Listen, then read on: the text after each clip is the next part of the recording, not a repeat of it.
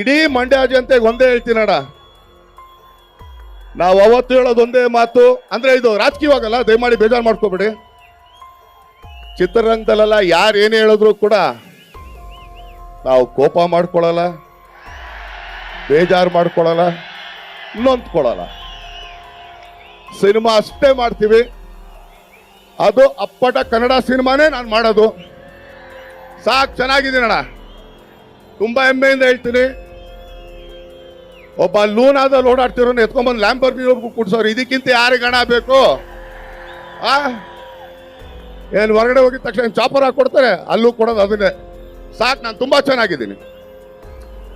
ಎಲ್ಲಿವರೆಗೂ ನಿಮ್ಗಳಿಗೆ ಎಂಟರ್ಟೈನ್ ಮಾಡೋದಕ್ಕೆ ನನಗೆ ಆಗುತ್ತೋ ಅಲ್ಲಿವರೆಗೂ ಒಳ್ಳೆ ಸಿನಿಮಾ ಕೊಟ್ಟು ನಿಮ್ಗಳಿಗೆ ಎಂಟರ್ಟೈನ್ ಮಾಡೋಕೆ ಇಷ್ಟಪಡ್ತೀನಿ. ಖಂಡಿತ ತುಂಬಾ ಪ್ರಯತ್ನ ಪಡ್ತೀನಿ. ಕನ್ನಡ ಕಲಾವಿದರನ್ನ ಸ್ವಲ್ಪ ನಮ್ಮ ಸಿನಿಮಾಗಳಲ್ಲಿ ಹಾಕೊಂಡು ಅವ್ರನ್ನ ಹಾಕೊಂಡು ಹೋಗೋಣ. ನಮ್ಮ ಕರ್ನಾಟಕದಲ್ಲಿ ಒಳ್ಳೊಳ್ಳೆ ಕಲಾವಿದರಿದ್ದಾರೆ.